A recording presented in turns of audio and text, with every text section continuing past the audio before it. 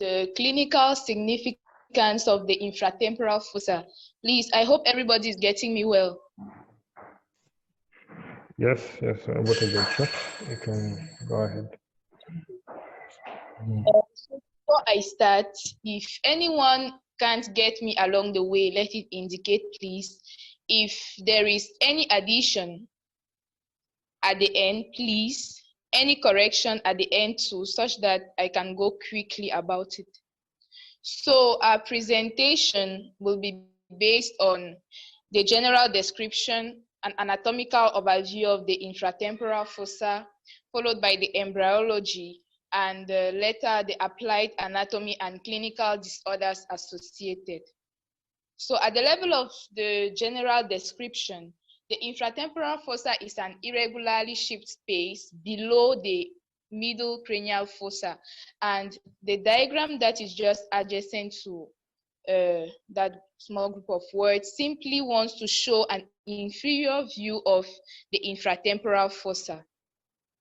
The location of the infratemporal fossa makes it an area of interest for pathology treated by many surgical subspecialties, including neurosurgery, maxillofacial surgery, among others. And a clinically significant feature here is the potentially life-threatening spread of infection from the pterygoid plexus to the cavernous sinus. Now, as an anatomical space, what is the function of the infratemporal fossa? It functions to house and protect a wide variety of nerves and vasculature that course through the space. At the level of the anatomical overview, we will discuss on the relations, the boundaries, and the contents of the infratemporal fossa.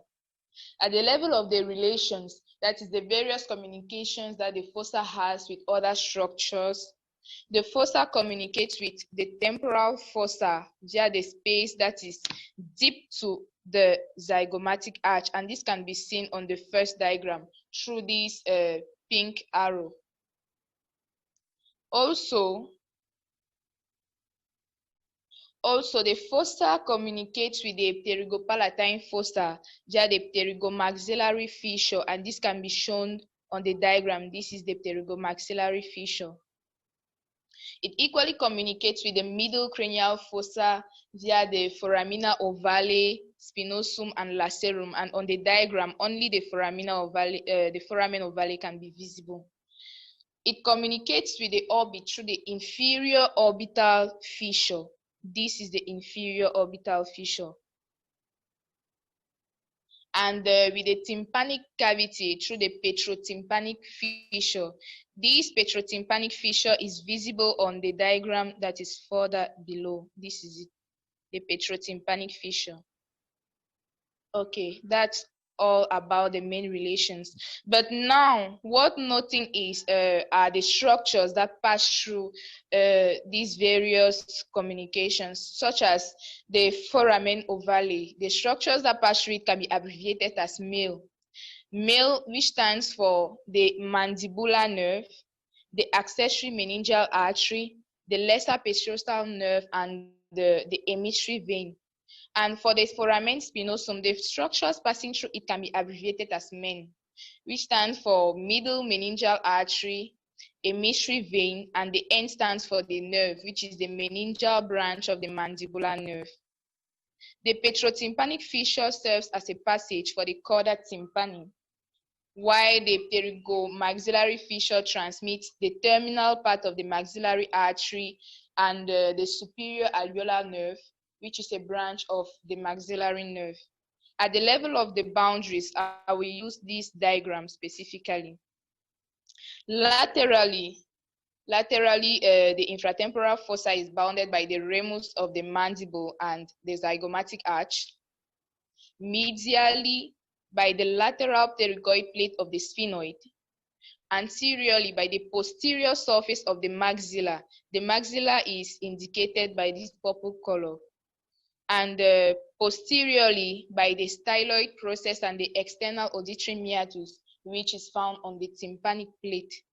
Superiorly, we will have the inferior surface of the greater wing of the sphenoid, and the sphenoid bone is indicated by this red region, so it is easier to locate. Inferiorly, we have the medial pterygoid muscle, and equally the superior border of the mandible. So at the level of the boundaries, it is better to locate what you see and not cramming in books, because the boundaries are actually easily visible. At the level of the contents, we'll discuss on the musculature, the blood vessels, the ligaments, the nerves, the infratemporal fat part, and the lymphatics. At the level of the musculature, the infratemporal fossa contains the inferior part of the temporalis muscle, the lateral pterygoid, and the medial pterygoid.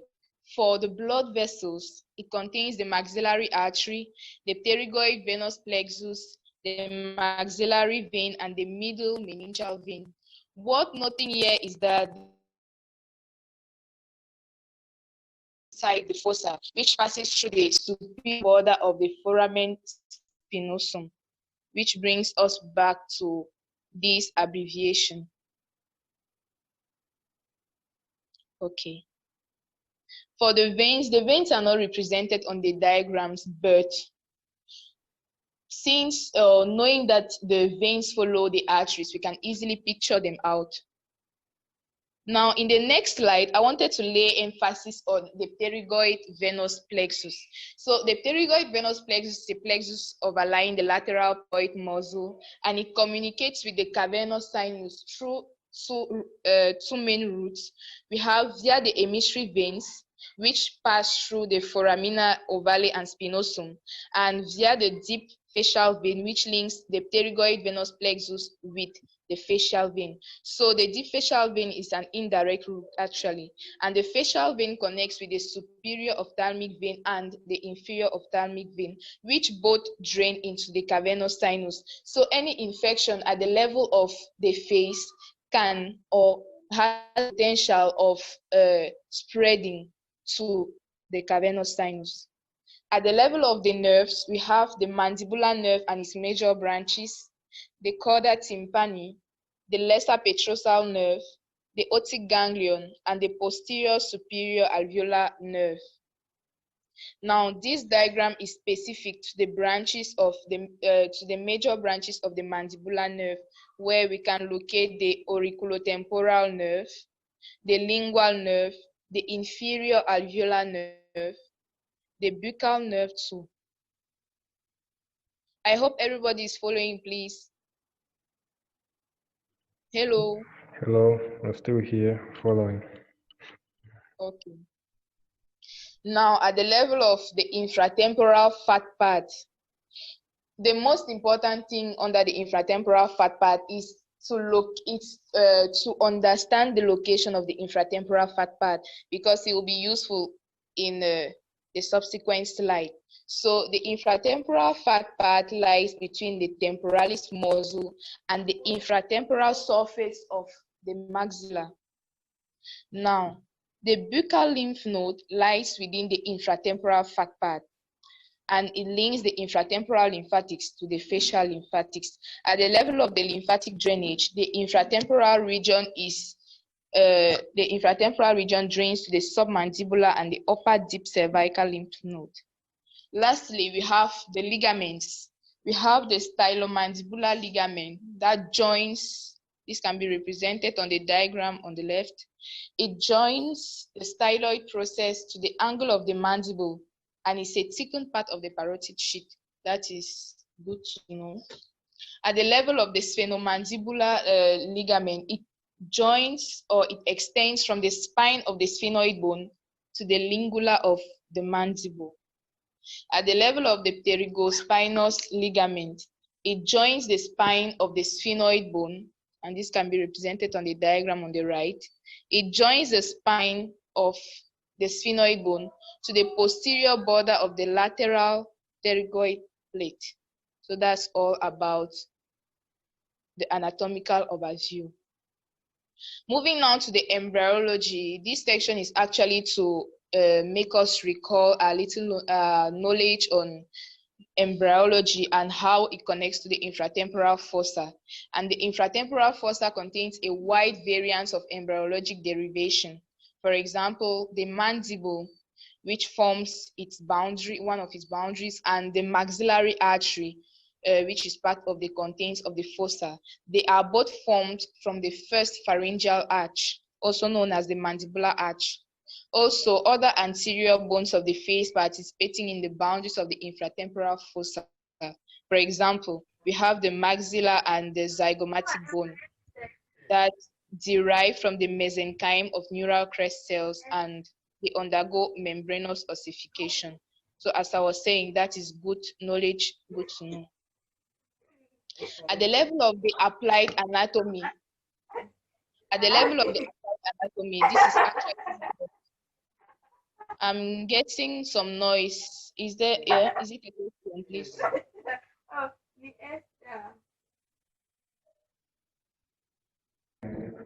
You can go ahead. We muted the mic. So. Okay. In the applied anatomy, the knowledge of the relationships of the infratemporal fossa is important to neurological surgeons, neuro-otologists, craniofacial and head and neck surgeons. The first one that we'll look at will be the infratemporal fat pad. The infratemporal fat pad is equally known as the buccal fat pad, and it leaves the infratemporal fossa, as you can see on the diagram. It leaves the infratemporal fossa and continues to the posterior aspect of the maxillary antral wall, which is also known as the maxillary sinus wall. Now, a term commonly associated to the infratemporal fat pad is posterior antral tumor. Actually, the pad helps in outlining the posterior antral tumor spread in CT scans. Posterior antral tumor is an abnormal growth of tissue at the posterior antral wall of the maxilla, or the posterior wall of the maxillary sinus. So you need to be versed with all those terms. They are the same. So in the case of an abnormal growth of tissue that is formed at the posterior antral wall at the maxillary sinus, it is going to be very visible because it will display or push away the infratemporal fat pad. And when this part of fat is being pushed away, a swelling will appear, which will reveal this abnormality, meaning if there is a tumor in this area, it can't mask itself. So that's just what this slide 18 wants to explain. Secondly, the buccal lymph node. Enlargement of nodes in the buccal region should alert the clinician to the possibility of infection arising in the infratemporal fossa, and this node should never be left behind during surgical resection of the infratemporal fossa for malignant tumors, as it will commonly cause local recurrence. I hope that's clearly understood. Thirdly, we have mandibular nerve block. A mandibular nerve block, especially in dental surgery, is a common procedure. Yeah, and it makes use of local anesthetic agent, which is injected near the mandibular nerve where it enters the infratemporal fossa. And the principle behind this is to remove general sensation from the ipsilateral mandibular row of teeth, such that the clinical procedure can be carried out without the patient feeling much pain. Worth noting is the fact that the anesthesia can equally spread to the buccal membranes, the chin, and the jaw. And there are two main approaches, the intraoral and the extraoral approach. At the level of the intraoral approach, this diagram can easily show us what the intraoral approach is all about. So here the blocking agent is injected into the region of the mandibular nerve from inside the tooth, and this is guided by the second molar tooth. At the level of the extraoral approach, the first two upper diagrams clearly demonstrate it. Here the needle passes through the mandibular notch of the ramus of the mandible, and this is the mandibular notch, easily seen. into the infratemporal fossa. So this is how it is actually done. Now, fourthly and lastly, under the applied anatomy, we have infratemporal fossa approaches.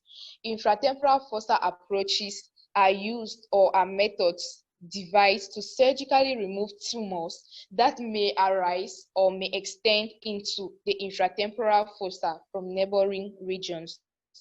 And the surgical approaches to the infratemporal fossa are grouped as anterior, inferior, lateral, and others. I did not really expatiate on it because these are mostly clinical stuffs I don't master. So at the level of the anterior approach, we can have, for example, the transoral and transpalatal approach. Inferior approach, we have the transmandibular and transcervical, and the list continues. Now, the clinical disorders associated, this is the last part of the presentation. And actually, for me, it was the most interesting because you make use of the knowledge you got from the previous slides in order to understand this part. So the first one is cavernous sinus thrombosis. The diagram that is presented to us shows a man that is affected by cavernous sinus thrombosis as a result of infectious processes originating in the infratemporal fossa, which can spread via the pterygoid venous plexus to the cavernous sinus via either the emissary veins or the deep facial vein and result in cavernous sinus thrombosis.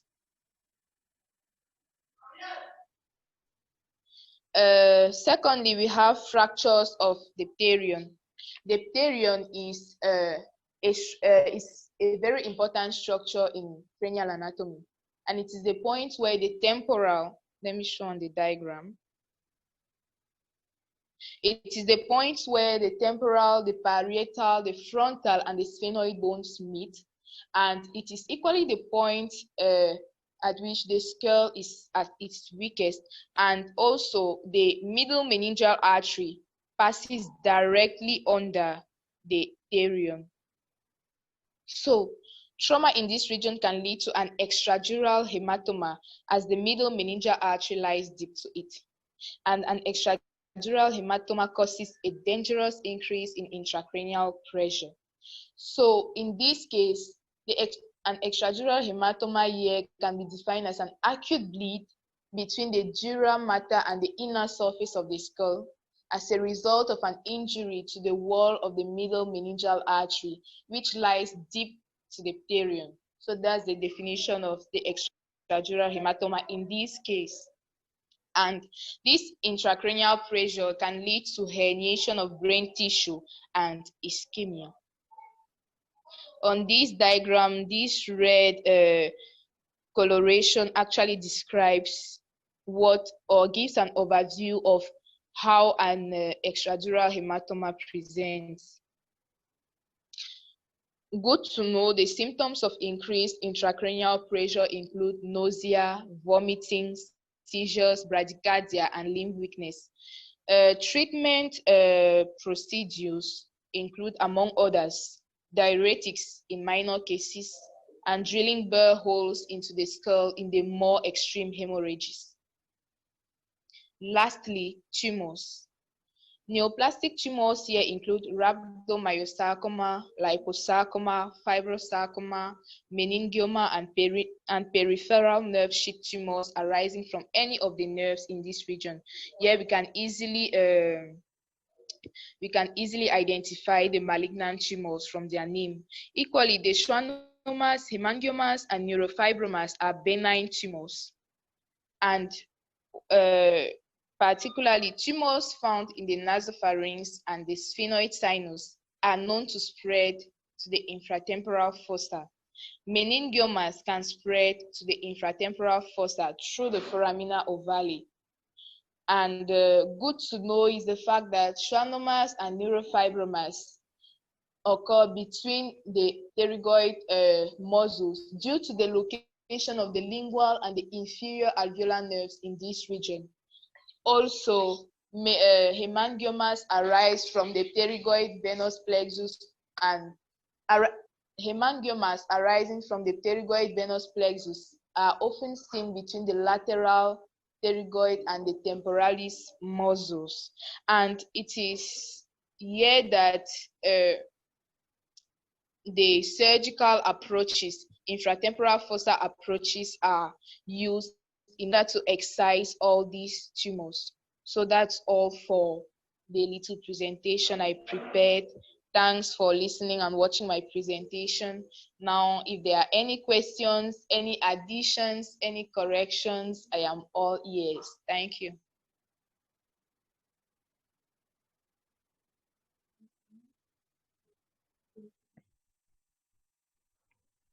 All right, thank you so much, Yvette, for that very detailed presentation. I enjoyed personally.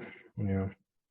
So if there are questions and additions, subtractions, they can come through now before we come to the end of our meeting. Hello, anybody? People? We have participants here.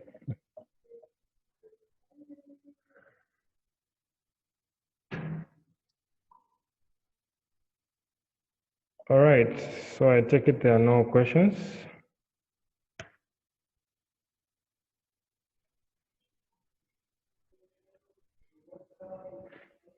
Okay, great. And we have come to the end of the presentation. Yeah, I don't know if is there anything else?